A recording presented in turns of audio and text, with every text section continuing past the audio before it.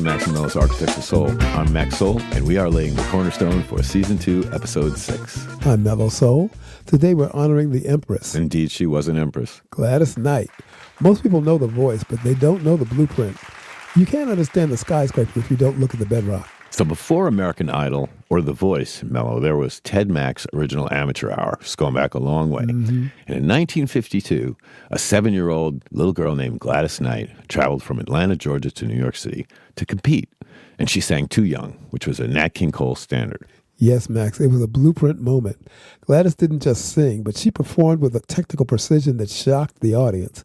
She won that grand prize, which is a $2,000 scholarship, a fortune at that time, and a gold trophy. She actually won the entire contest, entire season. Yeah. The entire season.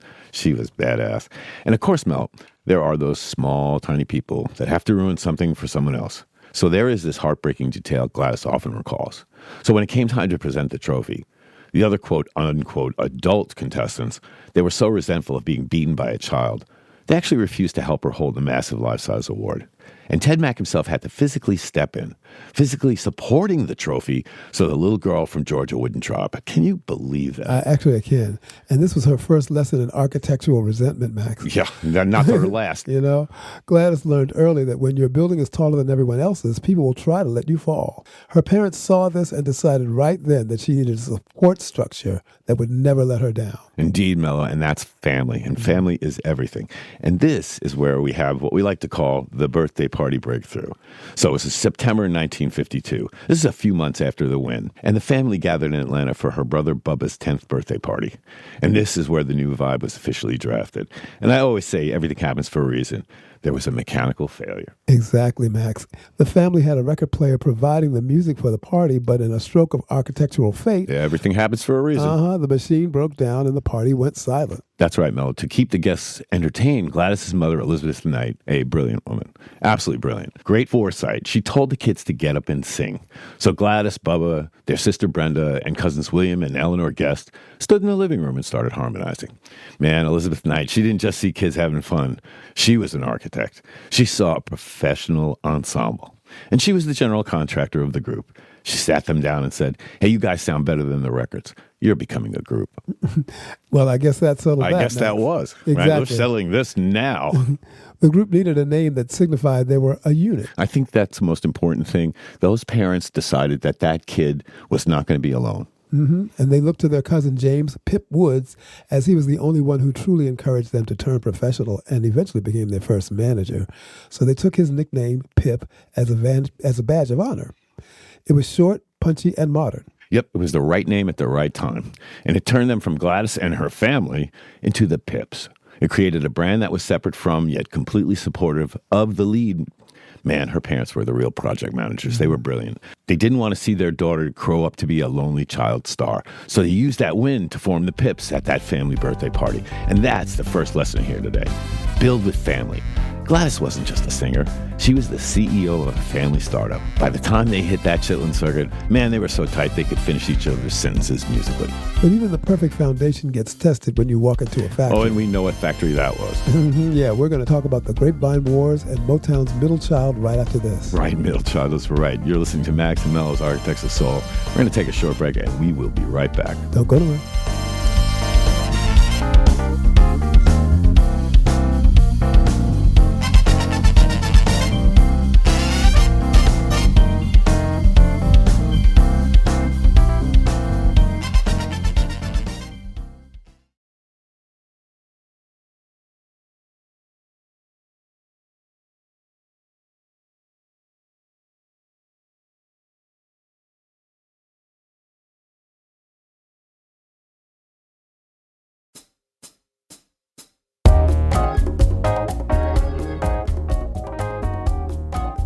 Hey, welcome back to Architects of Soul. Before we dive into the Motown years, if you like this content or if you're picking up what we're putting down, like if you're eating what we're feeding you, please give a like and subscribe to our channel. There's also a video version available on YouTube. That's right. If you feel like watching instead of just listening, well, you can. All right. So, Mello, it's 1966, and Gladys signs to Motown. But Berry Gordy, of course, is busy building the Supremes wing of the building, go figure. Gladys and the Pips are the middle children, which we totally understand. So, here is where we want to show a perfect example of how a producer's vision can transform a song's DNA entirely. So, in 1966, Norman Whitfield and Barrett Strong wrote a song called Heard It Through the Grapevine. The song was inspired by a phrase that Barrett Strong heard while living in Chicago. And the grapevine was a reference to the informal communication network used by enslaved people during the Civil War. Yes, Max, and Marvin Gaye actually recorded his version months before Gladys Knight and the Pips ever touched it. But there was a major conflict. Whitfield pushed Marvin to sing in a higher, strained register, similar to how he pushed David Ruffin on Ain't Too Proud to Beg. Which actually worked. Just to convey desperation. That's true, Mello, but when Whitfield brought Marvin's version to Motown's quality control meeting, well, of course, label head Berry Gordy famously rejected, like we've never heard that before. Of course, Gordy felt the track was too dark, too slow, and lacked hit potential, not like we haven't heard that one before either. Exactly. Gordy hated it when Smokey did it. He sat it on a shelf when Marvin did it. Norman was frustrated but determined to make the song a hit. So Whitfield went back to the drawing board. He decided, man, I'm going to out-funk Aretha Franklin's Respect, which was dominating the charts at the time, and this is exactly what Berry wanted to do, out-funk Aretha. So it just so happened, Mello, that, well, they had the middle children. They said, hey, let's see what they can do. That moment arrived, and he calls in Gladys. Well, she didn't even want to do the song, but she took that blueprint, added a gospel stomp, and it became the best-selling Motown single ever at the time. She proved she could take a hand-me-down and make it a masterpiece. The song became a high-energy, gospel-infused shouter. This version was much more up-tempo and aligned with the Motown sound, and Berry Gordy loved it. It was released in September of '67 and became a massive #1 R&B hit. And even though Gladys Knight's version was a smash, Max Norman Whitfield never gave up on Marvin's moody, atmospheric recording. And it's a good thing he didn't. Right, because in 1968, Motown needed one more track to fill out Marvin's album, In the Groove, and Norman Sneaky Whitfield managed to get his rejected version of Grapevine onto the B-side of the album. What a badass. And he surely did that. And once that album hit, radio DJs, starting with WVON in Chicago, ignored the intended singles and started playing Grapevine obsessively. And the result, well, the demand was so undeniable that Berry Gordy was forced to release Marvin's version as a single. It stayed at #1 for 7 weeks and became the best-selling single of all time up to that point. And now we return you to your regularly scheduled program on Gladys. Well, you know, Max, the Funk Brothers loved her. They sure as fuck did. Because she was a one-take wonder. She was a badass. While the other acts were doing 40 takes, Gladys and the Pips walked in, laid it down, and left. Efficiency is power. Yeah, but being too good has a price. And we'll talk about why James Brown and Diana Ross wanted her gone right after this.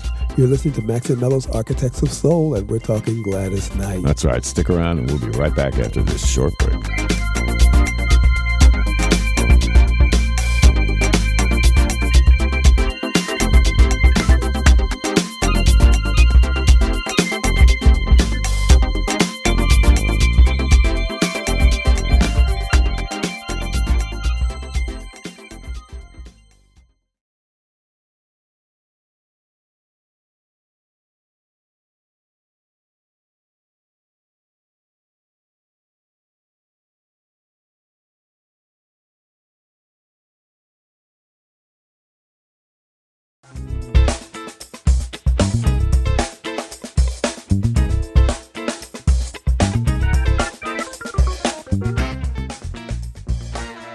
Hi, you're back with Max. And Mello.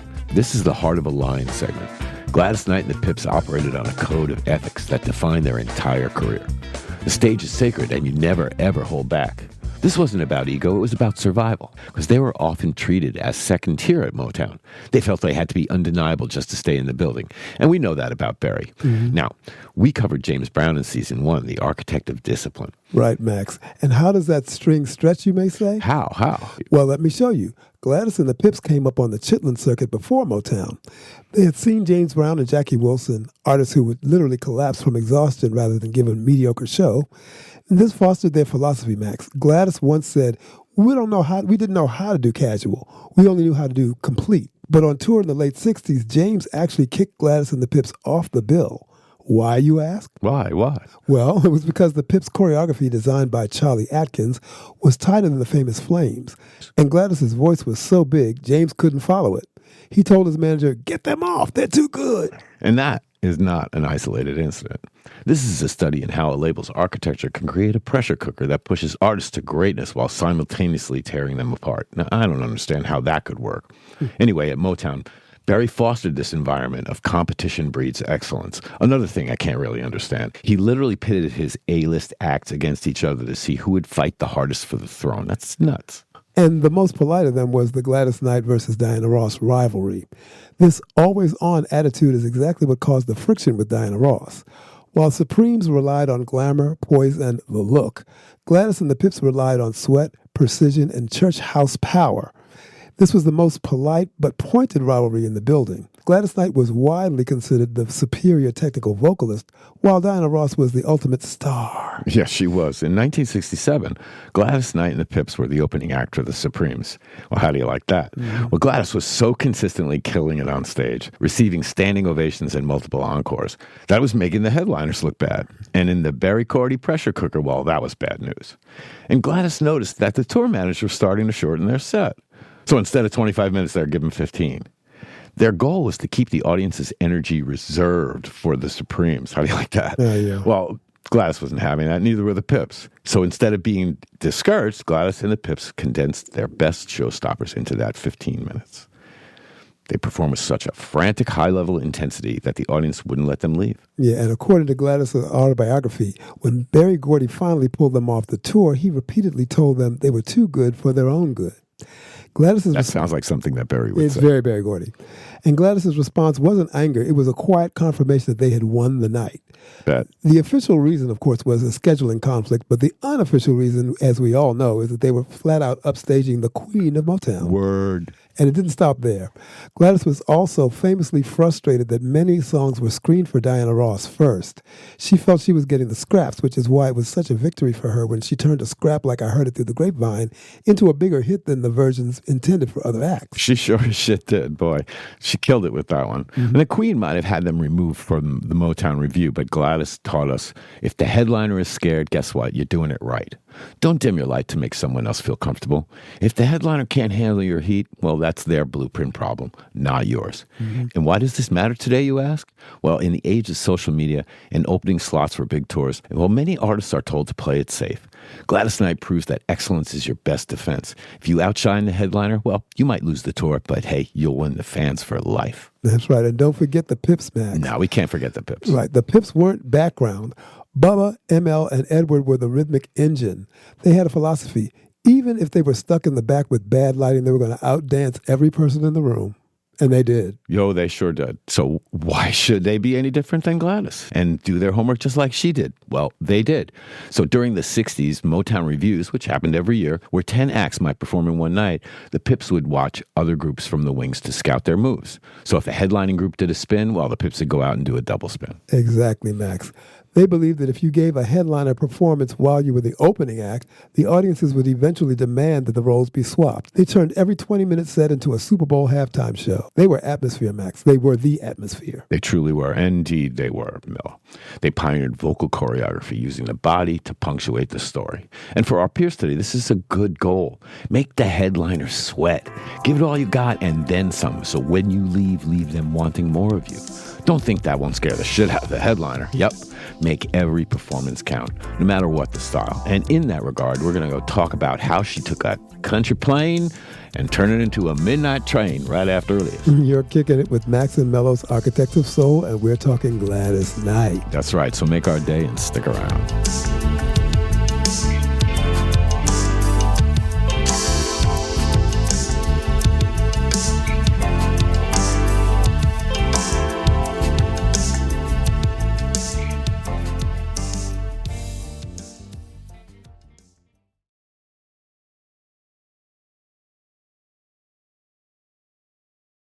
Thanks for tuning into Architects of Soul. Our music is waiting for you.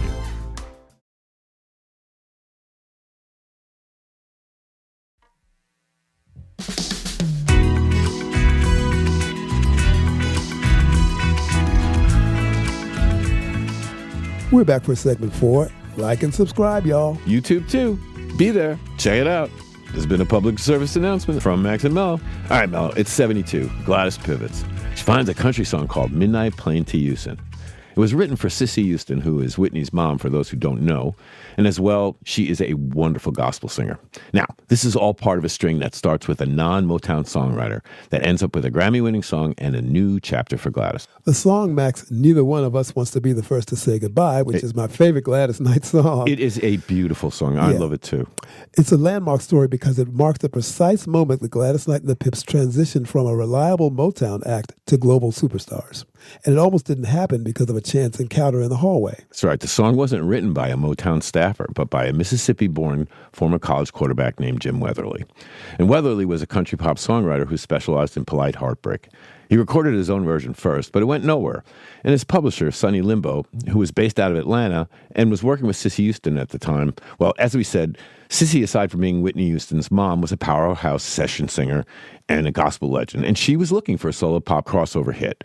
And she sang with Elvis. She was in the Sweet Inspirations, which was his background singers, and she sang on songs like Suspicious Minds. She also sang with Aretha on Natural Woman, and Cissy Houston was that high opera-like obligato on Ain't No Way. Yeah, which is legendary. It is magnificent. Yeah. Also, she sang on Van Morrison's Brown Eyed Girl. And with Jimi Hendrix on, we spoke about Jimi Hendrix on the Isley Brothers thing, and she sang on Jimi Hendrix' Burning of the Midnight Lamp.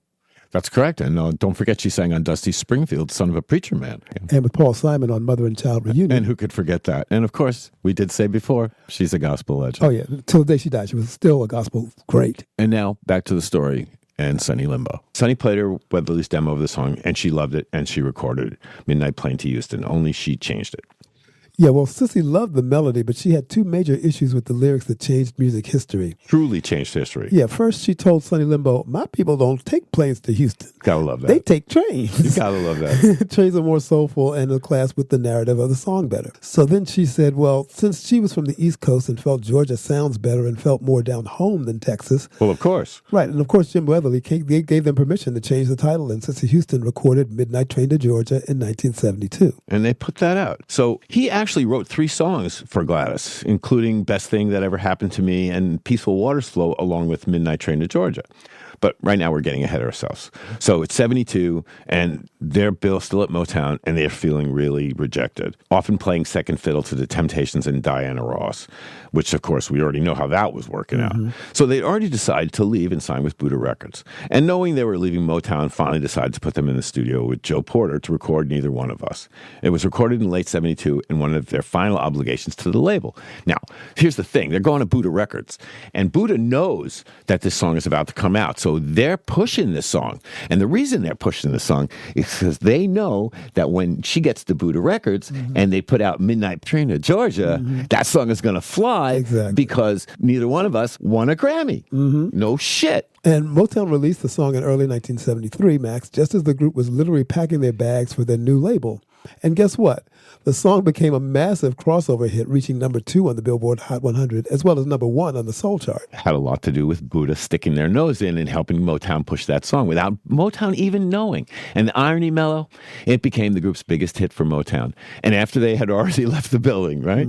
It won the Grammy for Best Pop Vocal Performance by a Duo or a Group, proving that Gladys didn't need the Motown machine to be a powerhouse. She just needed the right song.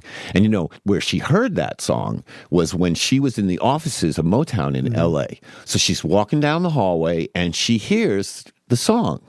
And she goes into she hears Neither One of Us, and she goes in the office. She says, I want that song. And if she hadn't heard that song, this whole thing never would have happened. Exactly. None of it. Wow. And there was her biggest Motown hit. It was. Wow. So one of the things that makes this record a masterpiece is the vocal arrangement. The opening starts with that sparse, lonely electric piano.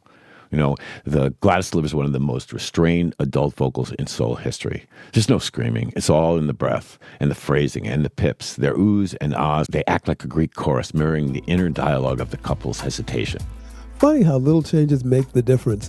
Cissy was the one who said, my people don't take planes, we take trains. She sure did. And that was a big one. Right. She changed the title, but the song still didn't move. When Gladys got it, she did the final redesign. She made it about her following him. And that was the major change that made that song work. She added the line about the superstar who didn't get far. She made it about the struggle.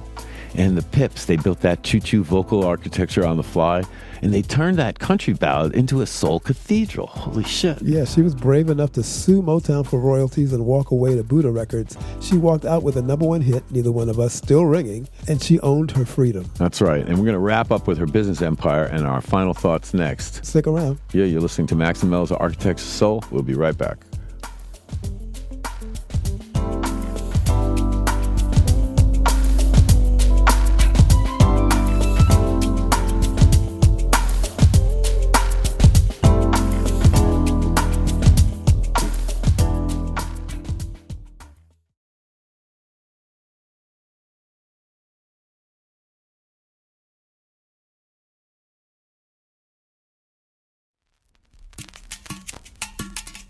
Hey, welcome back to Max and Mello's Architects of Soul. We're just finishing up our deep dive here on Gladys Knight and the Pips. Yes, and speaking of Gladys Knight, Max, she didn't just sing, she built. That's right. Aside from music, she took on the food industry, too. That's right, she built Gladys Knight and Ron Winans Chicken and Waffles. She turned her brand into a destination. That's right. Not only was she an architect of music, she was an architect of soul. She was an architect of food, too. And even when things got messy later on with her son's management of that food service, she handled it with the same grace she used when James Brown kicked her off the tour bus. She stood tall, protected her name, and kept building. I mean, I do want to say that I did have the great pleasure of meeting and working with Gladys and her Pips when I first got to the Apollo back in the day. The band was wonderful, and the music sounded amazing, from Grapevine to Georgia to Save the Overtime for Me, one of my favorite songs. And that night, I damn sure would have, Mello. I damn sure would have. I believe you would have, Max. I do. Well, from winning Ted Mack at 7 to staying relevant for 70 years, she's the reminder, build on the truth. If you tell the story right, the audience will follow you anywhere. Oh, definitely. And one more story before we kick the can down the road. So listen up. This is an important one because the legal battle between Gladys Knight and Motown is a masterclass in how the industry tries to own the artist's identity. The battle wasn't just about a contract. It was a fight over their very name. You understand that? Your name, a name you chose. When Gladys Knight and the Pips left for Buddha Records in 1973, Motown didn't go quietly. They leveraged every clause in their old contract to keep the group from profiting at their new home. It's crazy, Max. Due to overlapping legal claims for a significant period in the late 1970s, Gladys Knight was legally barred from recording with the Pips. What an unbelievable, unreal. The result is this is why you see solo Gladys Knight albums like Miss Gladys Knight and solo Pips albums like At Last and The Pips from 1970 to 1980. They were physically in the same room, but legally they had to be separate entities. It's unmitigated gall. Motown tries to claim that because the group had reached their peak fame at Motown, the brand belonged to the label. What a lot of balls. Gladys and her brother Bubba fought back with a simple, undeniable fact. They were the Pips long before Berry Gordy ever knew they existed. First off, they proved they'd been performing as the Pips since 1952. Named after their cousin James Pip Woods, they'd already been a professional group for 14 years before signing with Motown in 66. We covered that first segment. Barry should watch this. Oh, he's dead. Never mind. Actually, Barry is very much alive. Well, then he should watch it. It'll probably kill him. Anyway, it only gets better from here. Yeah, hell yes, Max. So as they were becoming the biggest stars at Buddha Records, Max, Midnight Train to Georgia, a massive legal web spun out. Hell yes, Mello. It was a multi-way war. At one point, there were lawsuits flying between Motown, Buddha Records, and the group itself. Motown filed a $100 million lawsuit against Buddha for interference with their contract. And this litigation effectively froze the group's ability to release music as a unit for nearly 3 years. Hence the same room, different recording theory. Unbelievable. The group eventually won the right to keep their name and reunite in the studio, but they paid for it with years of lost momentum. They didn't fully reunite until 1980 when they signed with Columbia Records and released the hit Landlord, produced by Ashford and Simpson, who, coincidentally, will be our next Architects of Soul. All right, this story is a reminder that in the soul era, the label often viewed the artist as a product they manufactured. Gladys proved that she was the architect of her own success. She brought the blueprints, the talent, and the name with her when she walked. And as always, we just want to close with our final thought and our hope for all of us, our art, our craft, and our creations. Keep that soul fire burning, protect your sound, nurture your creativity, own your voice, and remember the lessons from the giants who came before. And yes, protect your masters and seek out wise mentors who can guide you on your journey. And until next we meet, peace and soul, y'all.